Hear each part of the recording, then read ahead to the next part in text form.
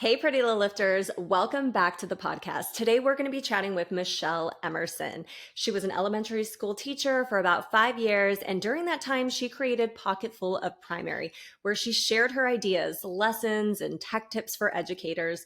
Since then, she has left the classroom to focus on her business full time. And now she gets to spend even more time creating resources, doing professional developments at different schools and districts.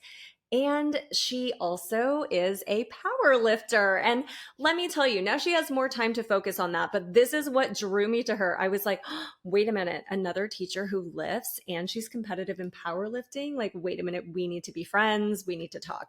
So, of course, we're going to chat a lot about that in this episode, as well as all the awesome things that she is doing. But I'm very excited for you to meet Michelle Emerson.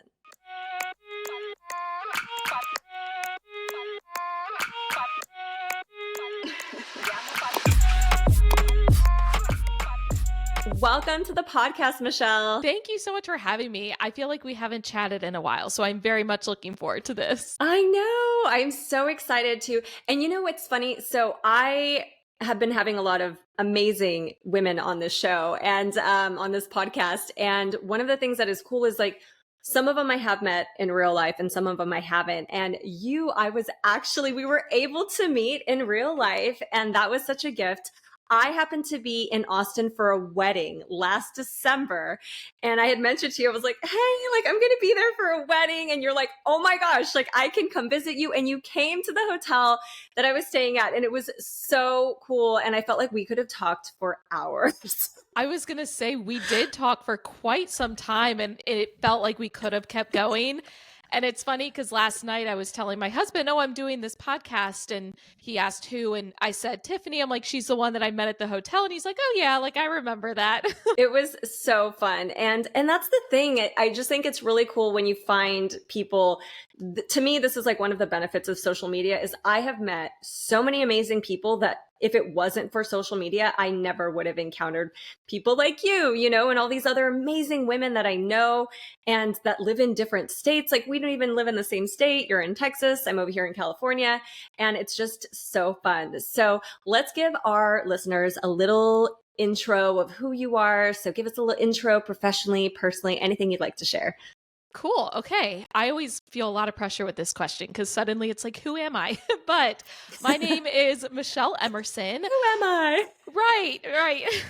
So I grew up and began teaching in Maryland. So I grew up in Kent Island, which is a little island in the middle of the Chesapeake Bay, but it is not a tropical island by any means. I taught second grade and fourth grade in Maryland for a total of 7 years. And then my husband and I moved to Austin, Texas. We just wanted to change. We didn't want to live in Maryland our whole life.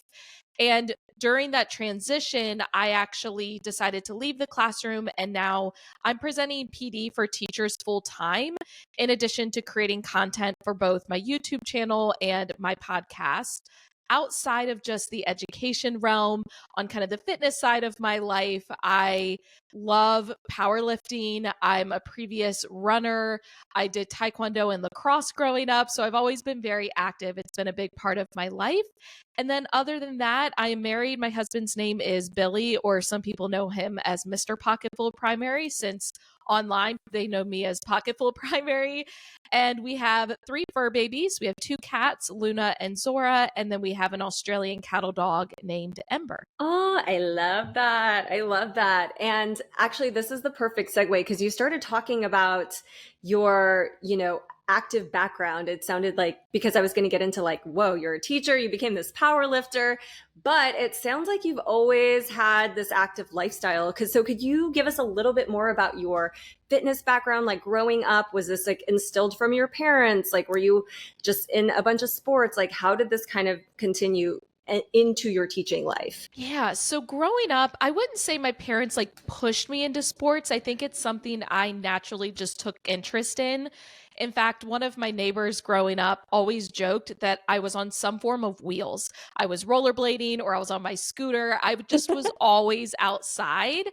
And as a kid, I did get involved in Taekwondo, which at the time, my sister had started taking Taekwondo, and then my mom and I started at the same time. So it was something all of the females in my family did together. And from there, I did a little bit of cheerleading. It wasn't really my thing. One of my neighbors played lacrosse, so I started playing lacrosse. And I always enjoyed sports. I'm a very competitive person. So I realized that I enjoyed competing while also getting to be active. And once I got into high school, I wanted to continue with sports, but I wasn't really good enough at any of the sports I played growing up.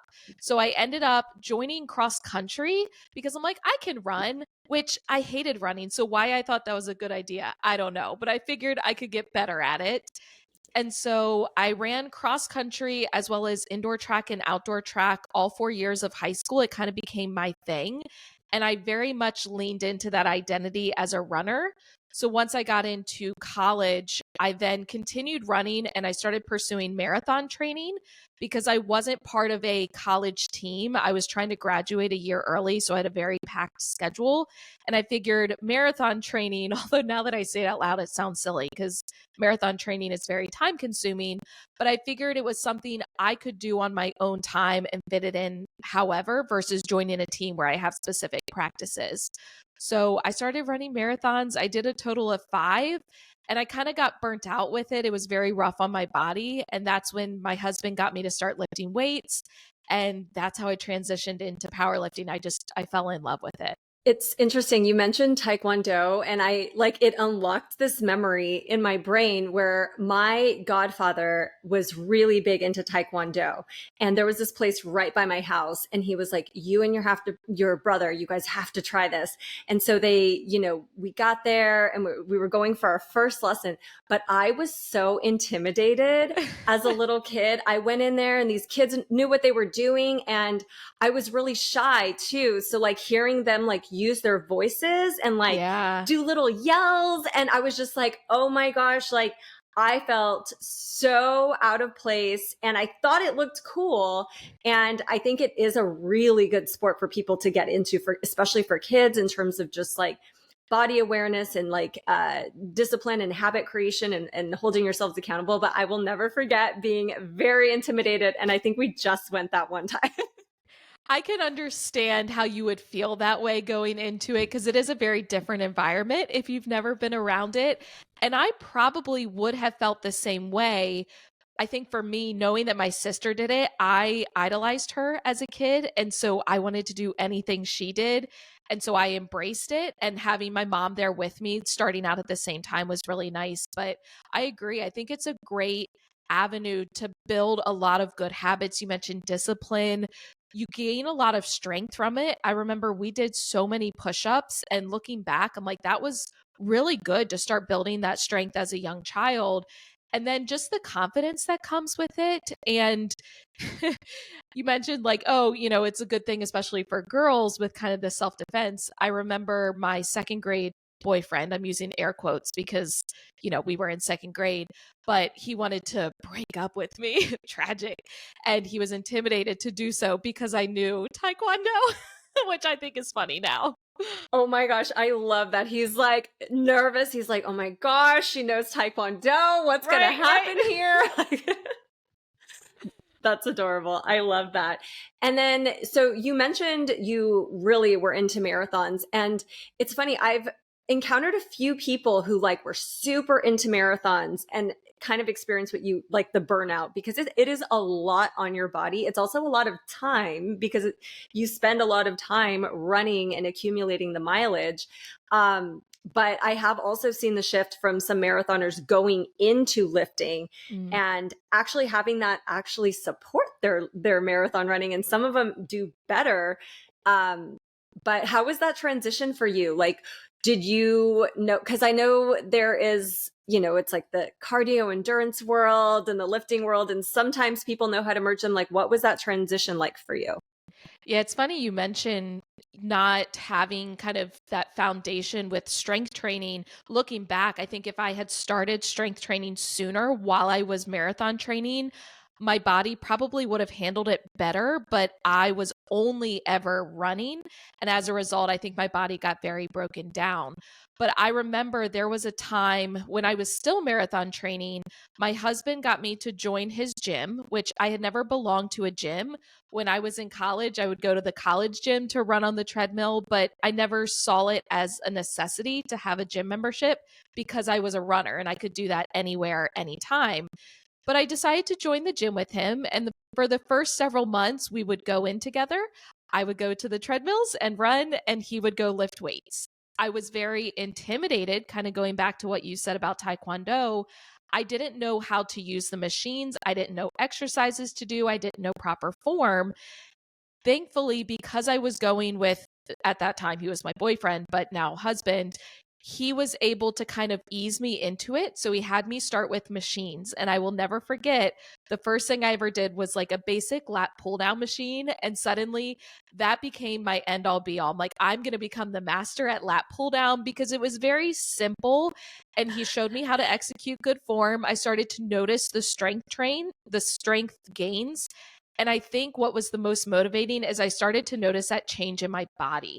As a runner, I always had very strong leg muscles, but upper body, I had no muscular definition because I had never strength trained with my upper body. And once I started doing lat pull down, I'm like, oh, I have back muscles. Like, what is happening? And I really enjoyed that.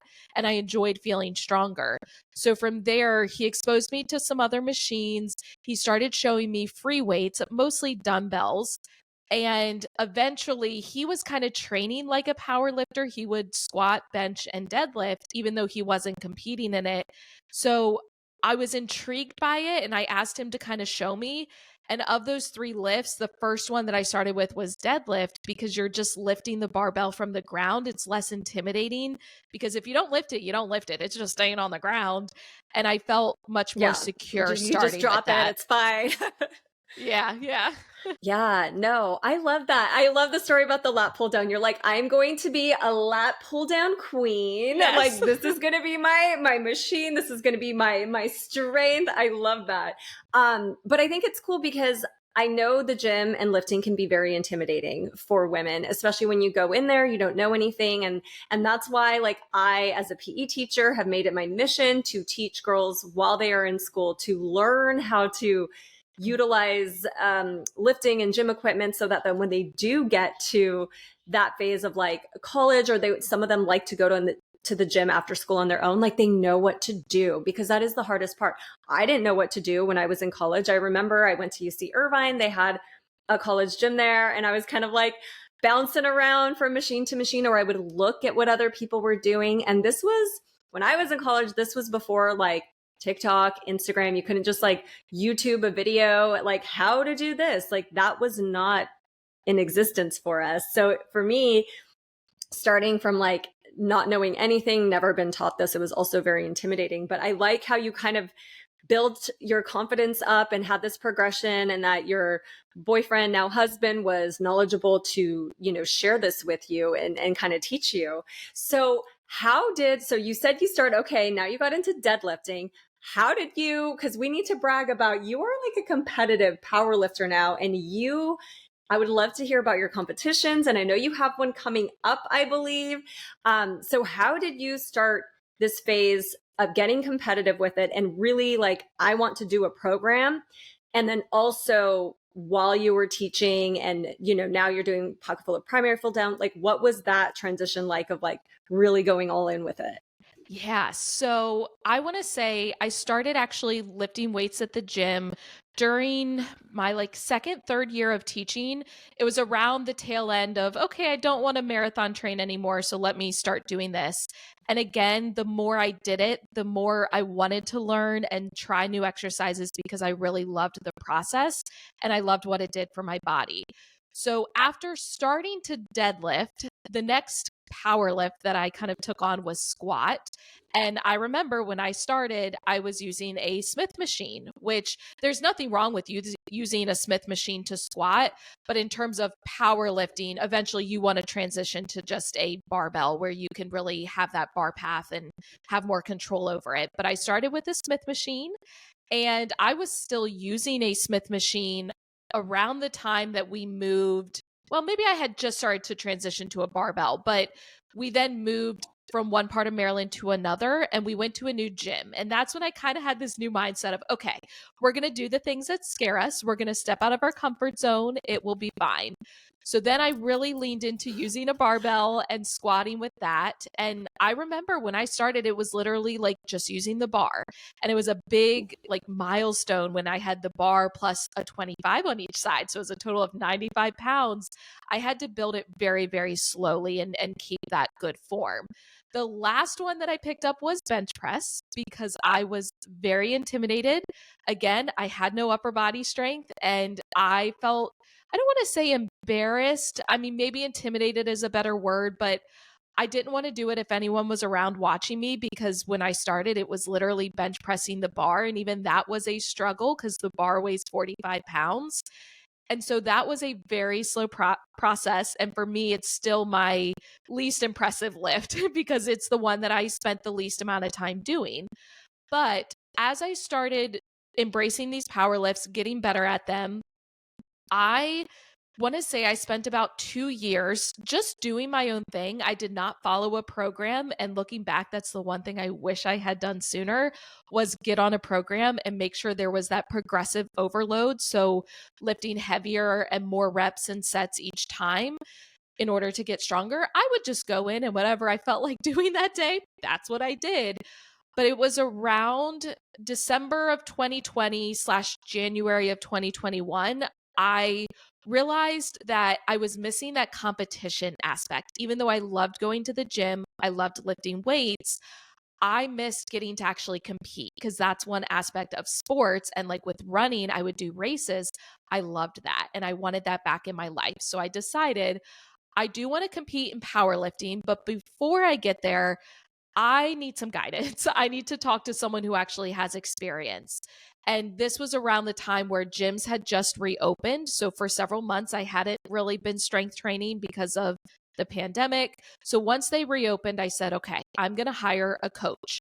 And I literally went on Instagram and I looked at the hashtag powerlifting coach and looked through people's profiles because I didn't know anyone in person.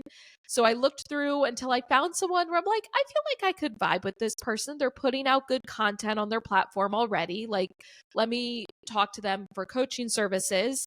And I have to say, go me, because the coach that I started out with, like, he was great. And I've heard a lot of horror stories when it comes to online fitness coaches in various realms. But in January of 2021, I started working with him and he got me on a program. I would videotape my lifts and send them to him in order to get feedback. But I wanted a full year of coaching before I actually competed because I wanted to really be able to see progress and feel more comfortable and build confidence.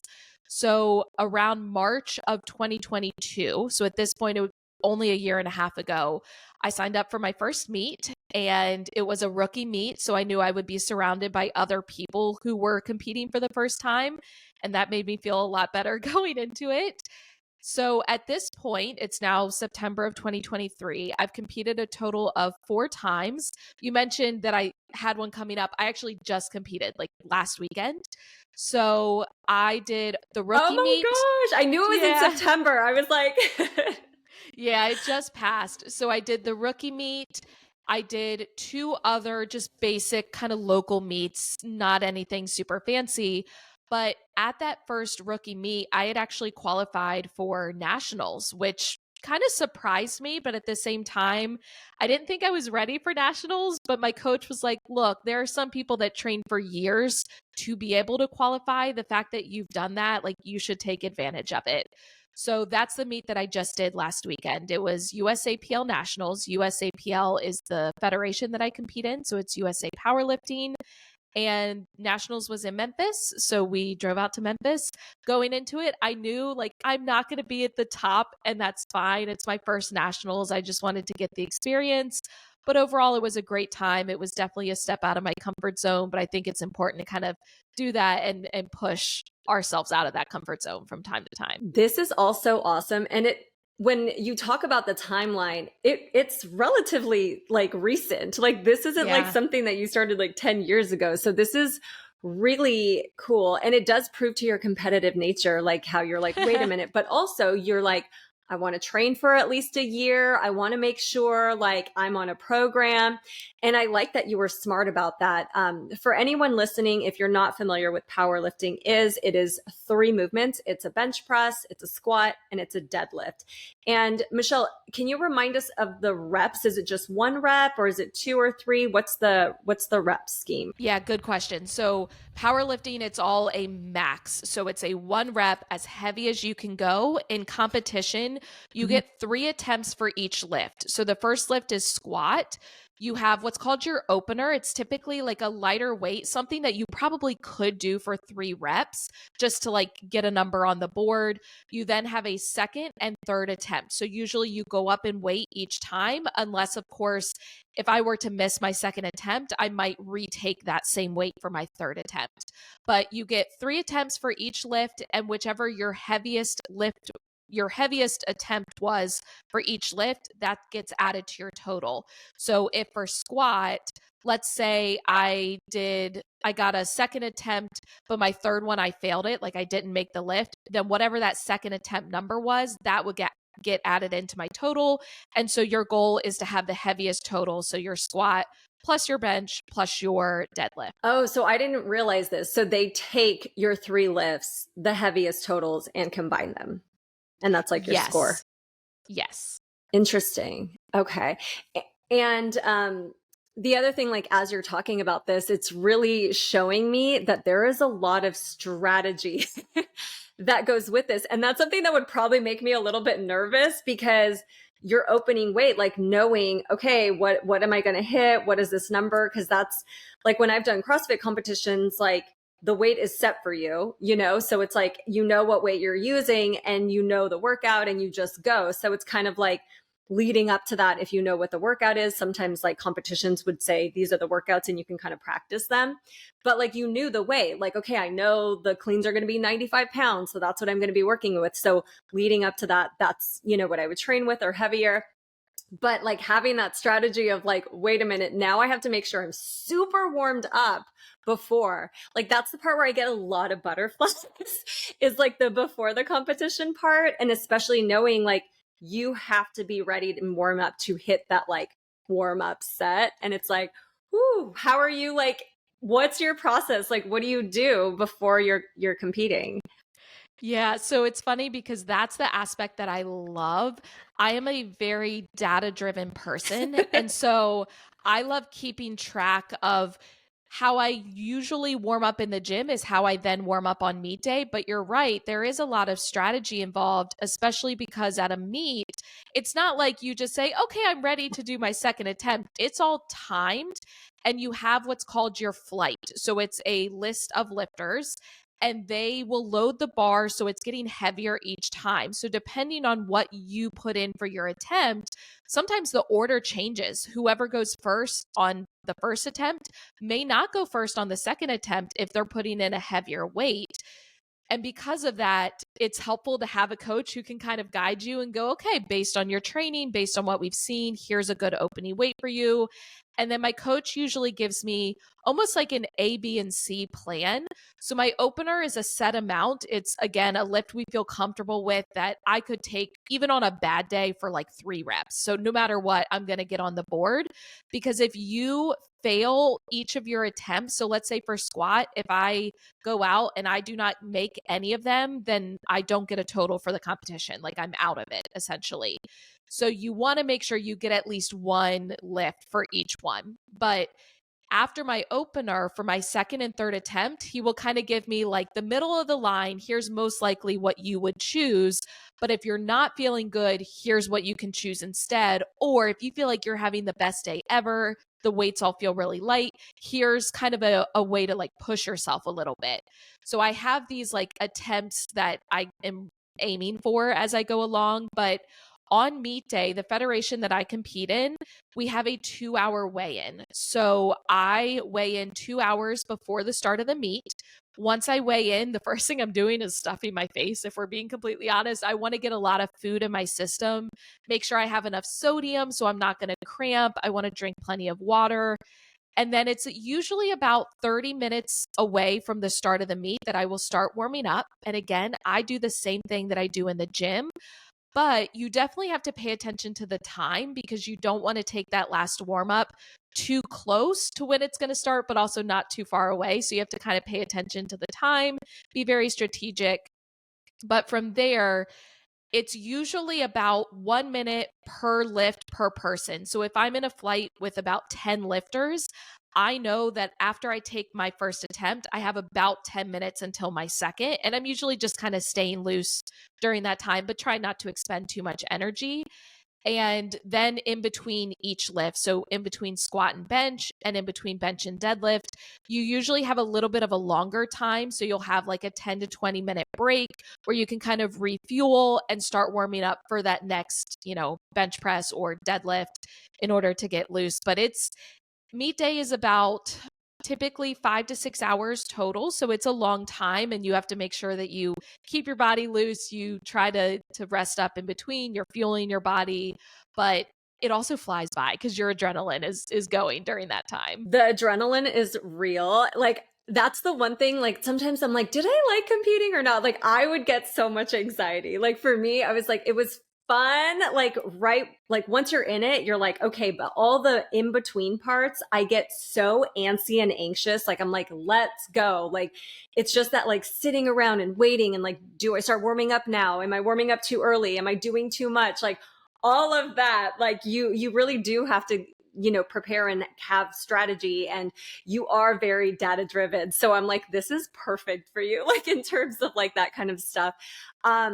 Now, one thing you mentioned that I don't know if, people who aren't familiar with powerlifting know is you mentioned weigh-ins. And so it is a sport that you do have to be in a certain weight class. Like, what has that been like for you? Has it had any effect on your mental health? Like, I know as women, sometimes like worrying about like body composition is hard enough sometimes day to day, but how is it now doing it in a sport that you're competing in? Or are you able to kind of separate that because it's specifically for something? Yeah, that's a really good question. And I think, especially on the female side, having a sport that is determined by weight can have a big impact.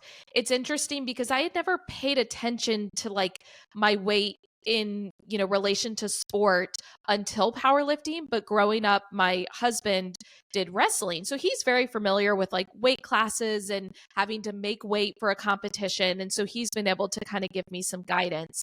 But I would say for most people with powerlifting, until you get to that top level, like at nationals, it doesn't really matter what weight class you're in, because when you sign up for a meet, you choose what weight class you think you will be in. And so the weight classes go up in increments of kilograms. So you have to be at that weight or under. You cannot be over. Once you go over, you move up to the next weight class. So you sign up with the weight class you think you will be in. But come meet day, if you weigh in and you're over that weight class, it's not a big deal. You just get moved to the other weight class. And at the end of the day, it doesn't really matter until you get to that higher level. So with nationals, not only do you sign up for a weight class, but because you had to get a qualifying total, so I had to lift a certain amount of weight to be good enough to lift at nationals, you have to be within that weight class in order to compete. And that's where it gets a little bit more stressful, because then I really do have to make sure like I'm going to be within my weight class come meet day. And I think everyone's a little bit different, but personally, I train right around the same weight that I will compete at. So I don't have to like try to cut weight or even really do anything different in my routine, because I'm already where I need to be. There are some lifters that will purposefully train heavier because they can lift more weight, and then they will try to cut down to a specific weight class. I don't think that would be good for me, and I would not enjoy that. So that's not what I do. At any point, if I feel like I've put on too much muscle and I need to go up a weight class, I will. And that's pretty common within powerlifting. You will see lifters, if they've been competing for several years, oftentimes they end up going up at least one, if not two weight classes, because as you put on muscle, your body frame and composition is going to be different and you're going to be heavier. So seeing other athletes and even athletes at the top level go up in weight classes, I think for me mentally has given me that freedom of, I don't need to be fitting into this box. At the end of the day, if my body needs to go up a weight class, then that's what I do. And I also I think it's helped me realize that, you know, food is fuel. And so I know what I need to eat and the amount that I need to eat and the level of body fat that I can have and all of this in order to feel my best and to perform at my best. I no longer see it as I need to look a certain way. It's all about performance. And so knowing that at the end of the day, I want to lift the most weight. And the great thing is when it comes to lifting weight, typically the heavier you are, the easier it is to lift more weight. Like mass moves mass. And so if the goal is to lift as much weight as possible, it's not about being as small as you can be. It's about being able to perform. And so I think especially anyone who's listening to this and is maybe interested in getting into it, I wouldn't focus too much on the weight classes because at the end of the day, it just doesn't matter until you get up to that higher level. I think this is such an important share because I think it can be, triggering for some people when you start hearing like weight classes, and then also intimidating, like, wait a minute, am I going to have to like fit into, but I love the way you talked about this. Like, you're like, I'm here to perform. I'm Mm-hmm. eating to help me with my performance. I want to be able to lift the most weight. And so when you think about that, you're not trying to get smaller. It's like you Mm-hmm. want muscle, you're trying to get stronger.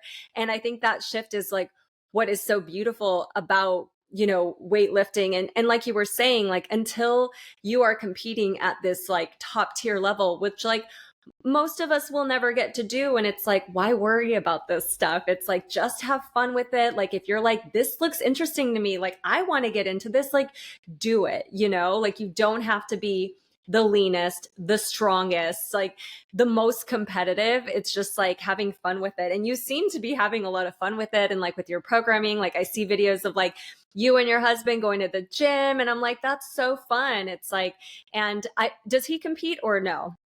Good question. He does not compete. He still trains. We don't train together, but he trains a powerlifting style. He squats and benches and deadlifts.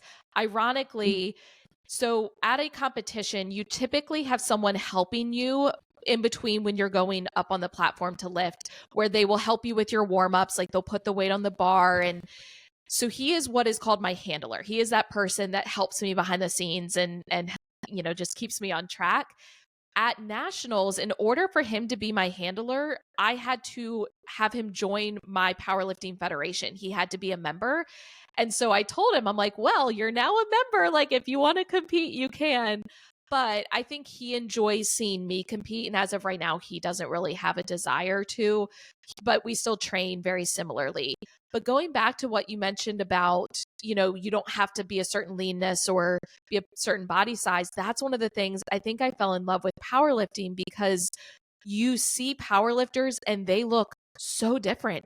There are different heights and body shapes and sizes. And at the end of the day, it's just about moving weight. And it's really cool also to see different people's body types, because some people have longer arms or longer legs, shorter torsos, and seeing how that affects the lifts. Because there will be some people who have a really good bench press, but maybe they're not as strong in the deadlift. Or for me, like my bench press is not my best lift, but I have a strong squat and deadlift. And it's cool to see that play out in competition, and just to see over time, regardless, you are going to improve in each lift. And so seeing that transition over time, I just think is extremely empowering, especially for females. Yeah, and you are totally right. Like, anytime I've seen videos on social media or on YouTube about powerlifters, the body diversity is like, there's so much, just like you were saying, different heights, different body composition, different, just like so much variety. It's like, oh, this is so cool. Like, seeing so many different people try to be them, their strongest selves. It's really cool. I think for me, never, like, I love those lifts, but never got into the powerlifting aspect. But I love the lifts and I do them. I do them for strength training, muscular endurance, as well. But I enjoy seeing people just like be so strong. Like, I'll see, women squatting like 300 something. And I'm just like, what? Like, this is wild. This is so cool. Like, how is this happening? And I just love it because I know from the trainer side of it, I know how much work goes into it. And so just seeing the dedication, the time that they're putting into it, their habits are also like there to support them, and making sure. That's what I think is really cool about it, is the process, because sure, you can just see somebody lifting and you're like, wow, they're so strong. Or like, one thing I will say is I have seen comments, and they're usually from men, but I have seen comments on some powerlifting women who maybe are in like a larger body, and they've said, oh, well, they're lifting that much because they're big. And I'm like, can you lift that much? Like, it's just like, that's one thing when I see those comments that really bothers me. Do you have any take on that? Yeah, I mean, for me, I've seen comments like that too. And I ultimately think it comes from a place of insecurity because I think a lot of males are not used to seeing females be strong and be able to lift heavy weight. And I think they kind of feel like, ooh, I probably need to step it up. But their way of coping with that uncomfortable feeling is to try to make the other person feel bad about themselves or trying to find like a reasoning for it. I think another comment a lot of females will hear, especially as they start gaining muscle mass, is that whole idea of looking manly. And I think a lot of females are scared to put on muscle or to strength train because they don't want to look manly. And I can guarantee you, it is very difficult to put on muscle mass. It does not happen on accident. And without the use of steroids, like you are not going to end up looking manly unless, again, you are purposefully trying to with the use of steroids. It doesn't just happen. It's a very long process. And even then, I mean, I've been training for several years. I have pretty good muscle mass. Like I feel so much more confident in my body now with that musculature as opposed to previously when I was running and I just didn't have the muscle mass, especially in my upper body. And going back to what you mentioned about like just gaining strength and how impressive that is, I think what I love about it is the fact that it's the one thing that you cannot fake and you cannot like purchase or buy. It's strictly from hard work. So when you see someone that's really strong, they've put in the time and the energy in order to get to that place. It's like you can't go out and buy like, hey, I want to get stronger. You have to put in the work. And so again, it goes back to that feeling of being empowered because when you get that, it's like, I did this for myself. Like no one else did this for me. It is strictly from the hard work that I put in. 100% agree with you. And it's probably my favorite part about like getting strong too, is just knowing like this is years of me putting in work. And the reality is it can be a roller coaster. Mm-hmm. Like I'm not my strongest self right now, but I still feel strong. Like even though I can't squat and bench press what I used to 5 years ago, I still feel strong in a different way now. And I think that's what's so, empowering about it. Like you said, no, I love that. So we are both educators, and you know me, I am a big proponent of educators taking care of themselves, prioritizing their health and fitness, because we give so much to our students, to the community, to the schools. And a lot of teachers put themselves on the back burner. Some of them also have families and children to take care of. But I always try to tell teachers, like, if you prioritize yourself, like everything else flourishes too. You know what I mean? So what are some of the things you have noticed for yourself personally by prioritizing your health and fitness, and how it's made you a better educator, businesswoman, and then also like what it could do for other people? Yeah, I always think about the Snickers commercials, the whole idea of you're not you when you're hungry. And I love the one a few years ago, it had Betty White, rest in peace, Betty White. But they were like, you're playing like Betty White out there. And it's this group of people playing like flag football. And I truly feel like that applies to health and fitness. When you're not taking care of yourself, whether it's because you're not getting activity or you're not prioritizing your nutrition or even your sleep, like you are not being your best self, which means you can then not show up as your best self in the lives of other people, specifically your students, their families, your coworkers. I know for me, especially the movement aspect and going to the gym, and whether it was running when I first started teaching or later on became lifting weights, it became a form of stress relief for me. And it's one of those things I looked forward to after a long day of teaching. I got to go to the gym. It was my me time. I put in my headphones. I was not social because I was social all day at school. And I got to work on myself. I got to make sure that I was getting stronger, that I was releasing those endorphins and feeling good. Even on the days when I was really tired, I never regretted doing a workout. I would feel so much better afterward. And I felt like it also helped me kind of transition from, okay, I'm in teacher mode to now I can go home and kind of embrace myself as a person, right? So eat dinner with my husband. We can chat at the dinner table, watch our favorite show. And then I always slept better on the nights when I worked out because I was exhausting my body and I kind of had that transition time. And recently, I've been looking at, there's a gentleman on YouTube. He's done quite a few like podcast interviews, but if you search like sleep expert interview on YouTube, there's a guy named Matthew Walker, and he's done a bunch of interviews all about the importance of sleep. And I think looking back, that's one of the things I did not prioritize enough when I first started teaching.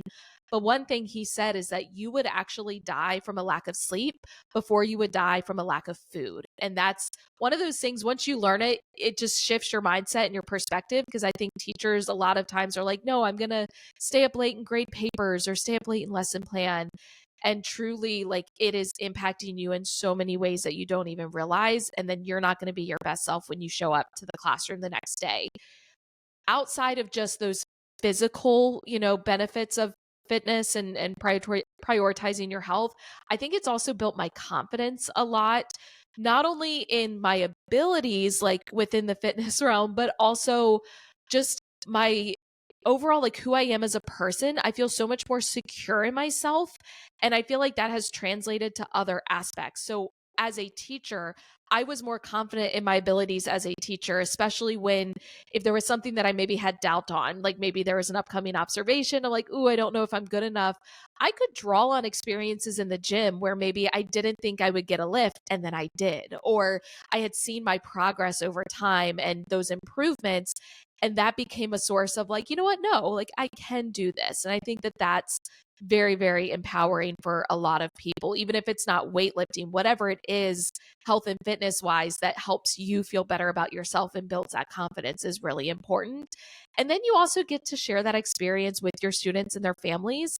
Even after I stopped marathon running, so I had done a marathon my first year of teaching. I'd kind of stopped running, but then I got the opportunity to run the Boston Marathon. And my school actually ended up getting involved because I made a team of teachers. Like I had gotten selected to run the Boston Marathon with other teachers, and they had contacted my school to surprise me that I had been selected. So my students were actually the ones that like told me. And as a result, they all knew that I was training for this race. And even though I was coming off of about 2 years of not running, so it was a very slow process to kind of get back to marathon training, I got to share that experience with my students, and then their families would ask me like how my training was going at dismissal.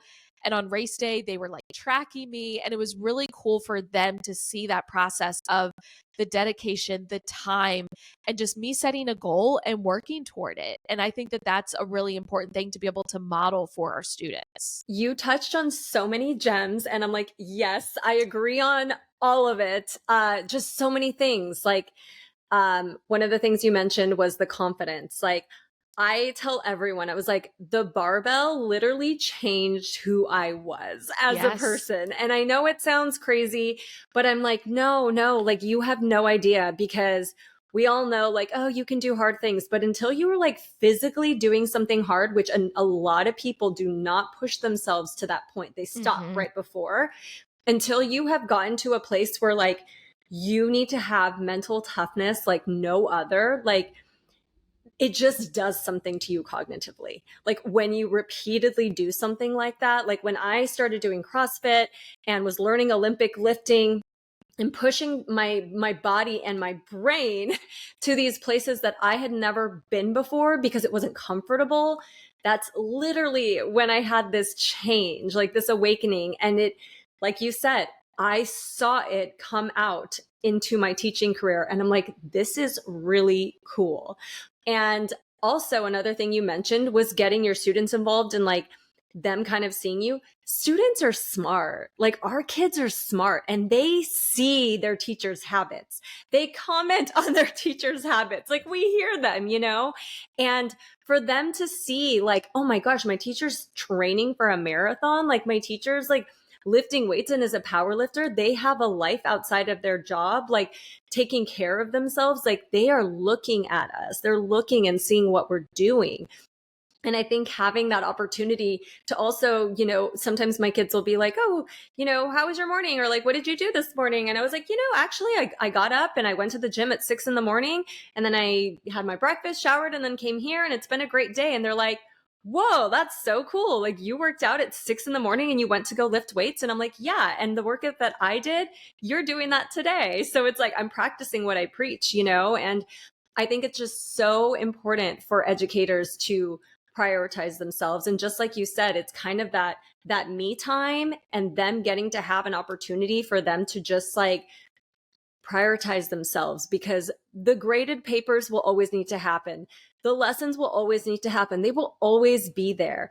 I was very fortunate enough to start my fitness habit, when I started teaching, like my first year teaching, it was 2006. And I had a plan. Like, I was teaching and then I would go straight to the gym. And it's like, that was the plan. It was just, so that was 2006. It's now 2023. And I've never had a problem being consistent because I put it in place.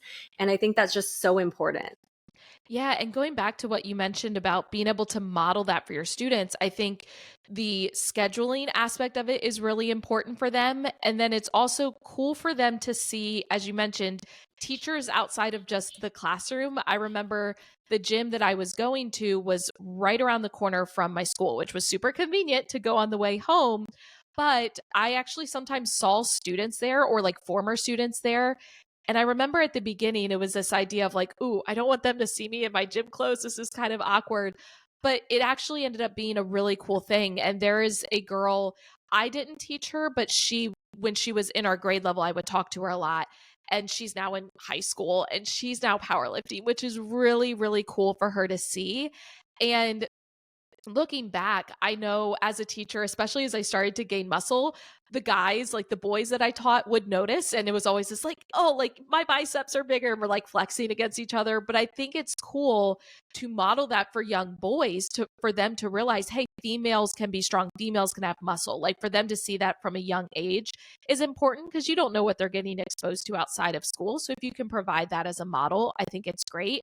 But also for the females, like any girls that you teach, it's cool for them to see, hey, my teacher is strong. She works out, she lifts weights. And I remember there was a student that I taught that did gymnastics, and she always felt kind of, I think, self-conscious about her muscle, because as a gymnast, she had a lot of muscle. And so we really bonded because she saw how strong I was. And I was Facebook friends with her mom, and I would post videos of me doing pull-ups, and her mom would comment like, oh, she wants to challenge you to a pull-up contest. And like, for her to kind of have that role model of, oh, look, it's not a bad thing for me to have muscle. Sure, I may not look like my peers at this time, but I don't have to fit into this mold. I can be different, and it is a good thing to be able to have that strength and that muscle. I love that. I love that. I just think, teachers, there will be no negatives to you prioritizing your health and fitness. Like, there is no negatives. Like, if you have one, let me know, but I have not encountered any. Or,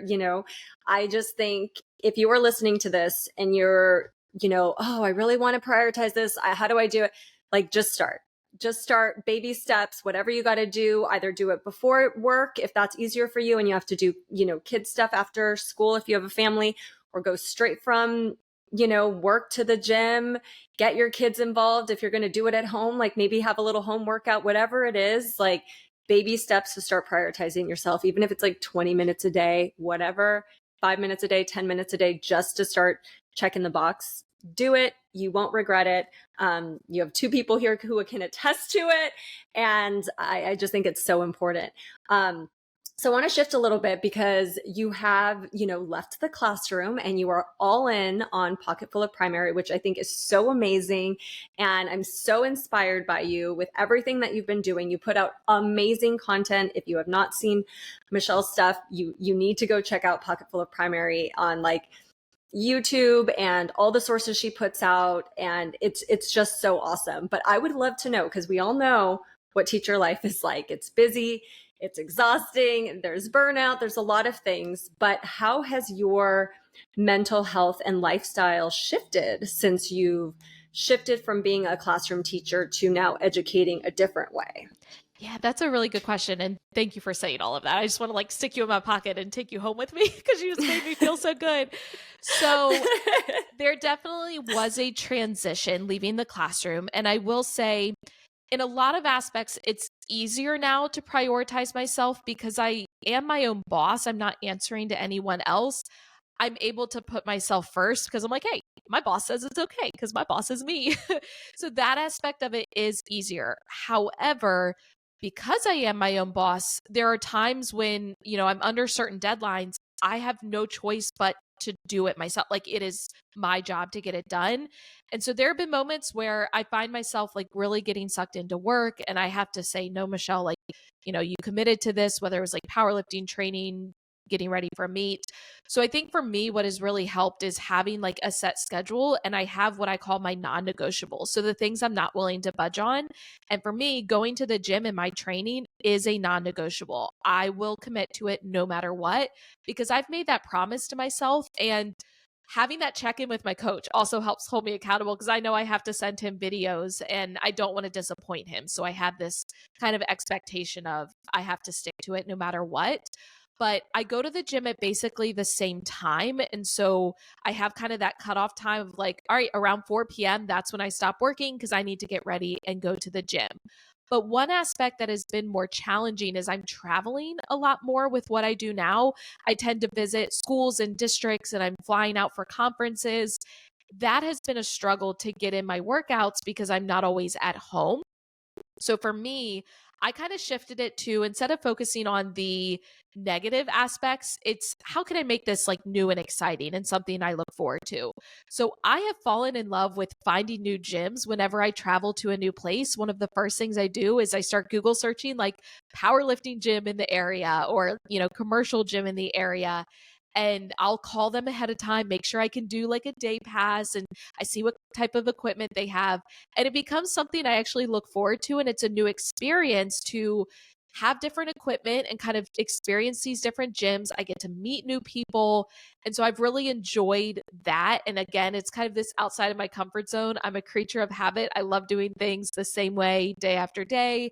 But this has forced me to kind of be better at adapting to new situations. And no matter what, wherever I've traveled, I have found ways to get my workouts in, to pack the food that I need to eat in order to feel my best, in order to train. And it's cool to see like what you're able to figure out and adapt to when you're put in those circumstances where you have no other choice. No, that's awesome. I love how you kind of just made it like a fun thing. Like, ooh, what gym am I going to visit? Like, how can, instead of just seeing it as like, well, can't train, like this is the end of the world. We're not doing it. I'm off my routine. So I like that, you're kind of keeping that promise to yourself and making it fun and being like, where can I go explore? I always think it's fun to like check out new gyms. So I think having that positive attitude about it too and making it like a fun thing is also important. I love that.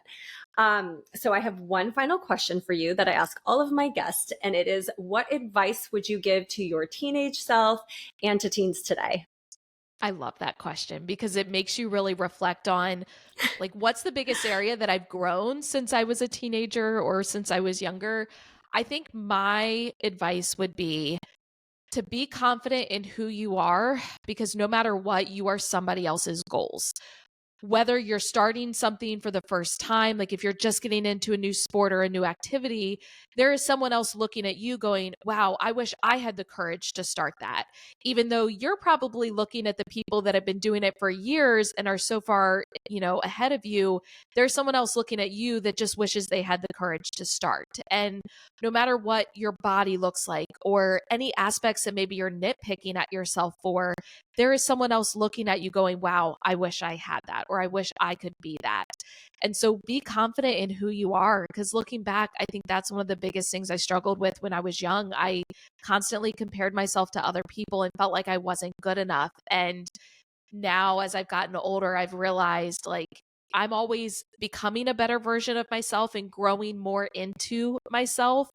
But who I am right now is I'm good enough exactly as I am. And there are other people looking at me that want to emulate certain aspects of my personality and whatnot. So be confident because no matter where you're at, someone else is looking at you as their version of goals. I love that. And I haven't heard anybody say that one yet. And I do think it's important. And it's funny because I just like yesterday saw somebody made an Instagram reel that it was kind of on that topic. And it was like this girl going to the gym and she's sitting in a machine and she's looking at another woman and she's like, oh, like her legs are so strong and lean. Like I will never look like that. And then it showed back her like looking back at her and being like, wow, look at her strong arms. Like that's so cool. Like she can bench. And it's just like, like comparison is the thief of joy. And it's just like you said, it's like a lot of us are looking at the people who are leaps ahead of us, but we don't remember that like, wait, there's a bunch of people around us and like you never know who you are inspiring at any stage of your story, and I think that's really cool. I think that's a really important share. Thank you for sharing that. I love that. So how can we support you? Where can we find your resources? So you can search Michelle Emerson or Pocket Full of Primary. I'm one or the other on pretty much every platform, but I'm most active on YouTube. I put out a new video every week and my channel is just Pocket Full of Primary.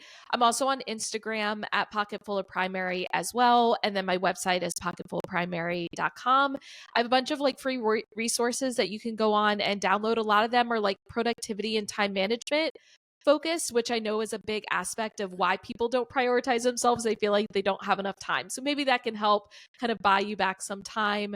But I also have a podcast called Teaching to the Top that focuses on time management, organization, and productivity. And those are some of my favorite things. I was just talking to I have a 7th grade advisory and I was like, okay, our goal this year is we are going to be so organized. And I was just like, we're going to do all of this because I really do feel like that's what kind of interferes with a lot of people's wanting to be healthy and like fit too, is the organizational skills and time management. And I think like, oh, if you can get this down, like you'll find these little pockets of time that you can get back. You know what I mean? Yes. So please go check out her resources, especially you have so many good like Google resources. And I've definitely used some of them before, especially as like if you're somebody who doesn't feel like super tech savvy. And I just feel like you come up like with all these hacks and you find them. And I was like, thank you for making this video and made my life easier instead of me having to like figure out how to do this on my own.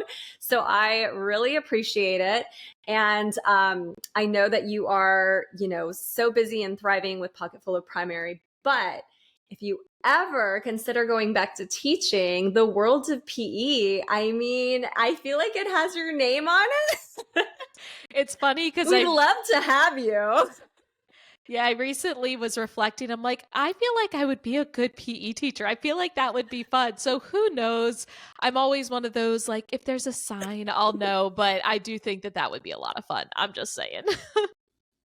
Yes. I mean, we'd love to have you. You obviously have a resource here. Anytime you're thinking of it, please let me know. And thank you so much for taking your time and being here. Really appreciate you and sharing all your, experiences with health and fitness as an educator. I think it's so important for us to share these stories and show educators like, yes, this could be you too. Like this could be a part of your life and a priority, and it feels really good. We are so grateful for you and thank you for joining us. And I'm going to share Michelle's info in the notes so you can support her, and we will talk to you next episode. Bye.